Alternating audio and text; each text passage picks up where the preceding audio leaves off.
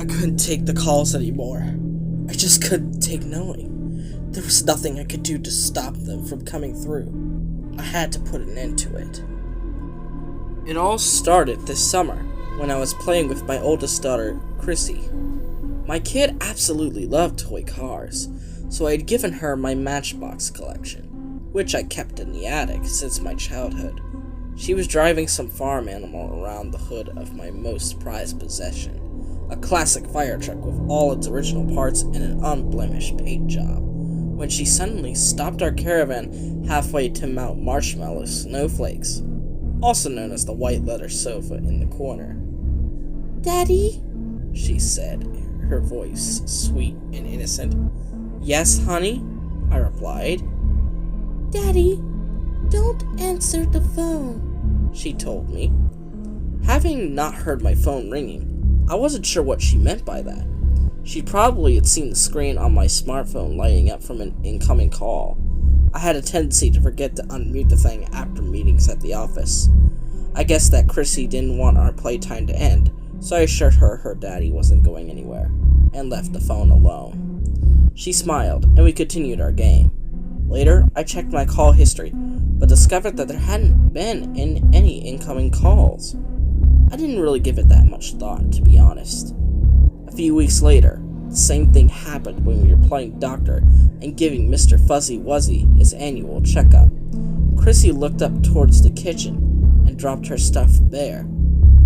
"Daddy, don't answer the phone," whispered Chrissy in a frightened tone. This time, I chose not to heed her warning. I got up to check my smartphone right away. No incoming calls. Following Chrissy's gaze, I realized that she was actually looking at the old telephone on the kitchen wall. We had disconnected the landline and unplugged it years ago. My wife had been asking me to take it down since the day I canceled our residential phone services. We had both gotten cell phones and wanted to put the money towards something more useful. The bulky white device was screwed into the wall. I kept forgetting to dismount it whenever I had my tools out, and I was too lazy to get them from the garage for such a menial task. I'm shocked my wife didn't wind up removing it herself, since it bothered her so much. "Honey, that's not a real phone. No one's calling," I told Chrissy, ruffling her hair. It took Chrissy a few moments, but she eventually went back to playing as though nothing had happened. It was probably some kind of new game she had learned in school or something. She was 7 and had a bunch of imaginary friends. Maybe she got into an argument with Princess Puffcakes and she didn't want to take her call. I didn't worry about it too much. It wasn't until the 3rd imaginary call that I started to get concerned. Chrissy and I were having a Ninja Turtles tea party. I was dressed in a pink tutu with Michelangelo's bandana and crown on my head. Never underestimate what a father would do to put a smile on his kid's face. I got up to get more juice. Chrissy grabbed me by my frilly skirt, looking absolutely terrified. "Daddy, don't answer the phone," she pleaded. There was something in her eyes that compelled me to put an end to her weird game. She really looked freaked out. I no longer thought she was playing some kind of reverse psychology Simon Says. If she was making it up, why did she look genuinely worried? "It might be important, Squirt. Don't worry. Daddy will tell those evil telemarketers to leave you alone," I playfully replied as I snuck out of her grasp. I made my way to the kitchen, where I picked up the receiver and turned towards my daughter to give her a reassuring thumbs up. Bringing the receiver to my ear, I fully expected to hear silence. Silence, however, was not what I heard. There was static on the line, which surprised me enough that I pulled the phone away for a moment to look at it in disbelief. When I brought it back to my ear, I heard a voice on the other end. 232, Geondiark Road, Fire 12, whispered a man tonelessly. "What the fudgicles?" I answered, perplexed. My wife must have been playing a trick on me. She had probably convinced Chrissy to help her out so I'd do my job and get rid of the phone. I immediately yanked the cord, and it came flying towards me, hitting me square in the face. I was stunned. It was far too loose to have been in the jack. When I asked my wife about it, she had no idea what I was talking about. The next morning, I absent-mindedly checked my emails while the news played in the background. There was a segment about a fire in an apartment complex. At first, I didn't pay much attention, but then I heard the address. 232 John d'Arc Road. 12 residents had perished in the inferno. I nearly dropped my #1 dad coffee mug on the floor. I didn't know what to do. It was too late to call the police and tell them I gotten a creepy warning about the call about the fire. They'd think I was a nutter or an attention seeker. I took a moment to calm down and rationalize what had happened. It was just a very weird and very scary coincidence.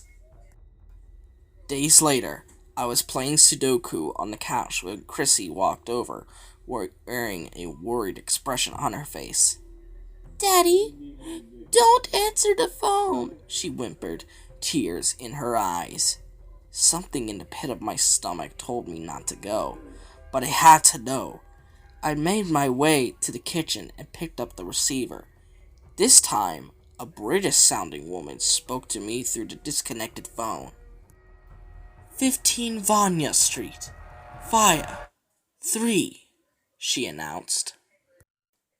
Logically, you'd think I'd go to the police or fire station to tell them what was going to happen. But here's the thing.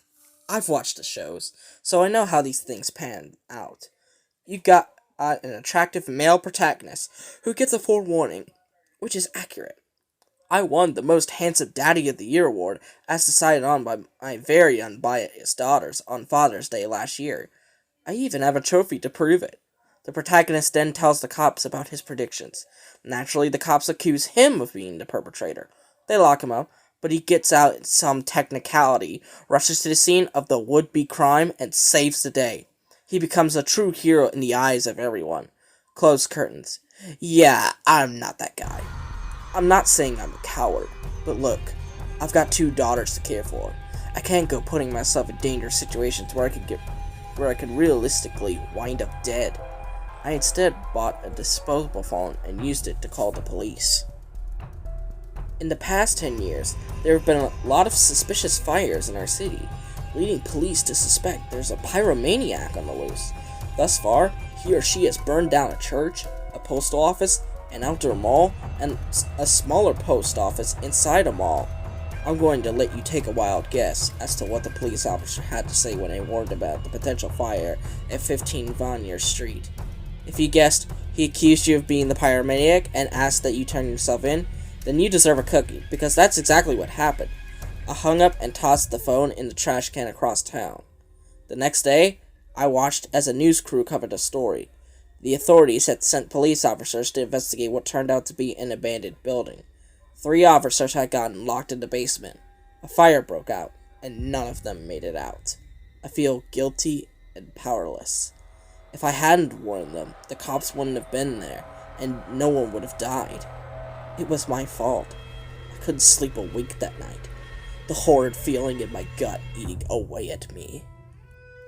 The process repeated over the course of the next few months. Chrissy would ask me not to answer the phone. I'd pick it up, and I'd hear a different voice speaking. I'd be given an address, method of death, and amount of people killed. 89 Osgrove Avenue. Knife. 1. Mrs. Larkin had been stabbed to death during a home invasion. 60-star circle. Gas leak. 10. The Campbells were enjoying a family reunion and failed to notice the smell of rotten eggs. 79 Jean-Jacques Lossier. Gun. 3. Maria, Jamie, and Allison were shot dead while walking home in the early hours of the morning, and so on and so forth, until I just couldn't take it anymore. I remember all their names and faces. I saw them on the news reports. I think about them when I go to bed, knowing that there was nothing I could do to save them, but tormented by the fact that I didn't even try. Depression started to creep over me, and I could barely eat or sleep. My wife started to get worried, but I couldn't tell her. I was afraid she'd be disappointed in me for my inaction, so I lied. I told her I was stressed out because of work. A few weeks ago, I had finally had enough. Unable to keep myself from answering these phantom calls, I decided there was no other option. I stormed into my garage, grabbed my tools, and desperately unscrewed the phone from the wall. As I held the device, I felt a wave of anger rush over me. This damned telephone, it had caused me so much grief. I took it to the driveway and furiously smashed it into the concrete with a hammer until there was nothing left but dust and debris. When it was over, I cleaned the mess. The sensation of freedom was euphoric. My whole body tingled as my heavy burden lifted from my shoulders. That night, I made our favorite family meal and dessert to celebrate. My wife was relieved that I had finally gotten over what it was that had been bothering me, and overjoyed that the eyesore in the kitchen had finally been removed. I have a piece of advice for you. If you have a disconnected landline and haven't gotten around to removing it, please take a lesson from me. Get rid of it immediately, and above all else, do not pick up the receiver. My life has returned to normal since I got rid of that wretched phone. As I am typing this, my wife is giving our youngest daughter a bath. I can hear them singing the bubble bath song and giggling. Chrissy is in the living room with me. She's playing with this silly pink Disney phone. It's one of those fancy-smashy glittery toys, a pimped-out version of the Fisher-Price rotary phone I used to have when I was a kid. Every dial projects a message from one of the Disney princesses. It's weird. She's never shown any interest in it before. It's not a real phone. It doesn't even have a cord. But there's that look in her eyes again. She's worried. I know what she wants to say. No, it's just a toy. It's just a toy. It's just a toy. But I'm going to check. I need to know. Shit! I can hear static on the other end. It's a man's voice. He's saying, "It's my address. Propane explosion. 4.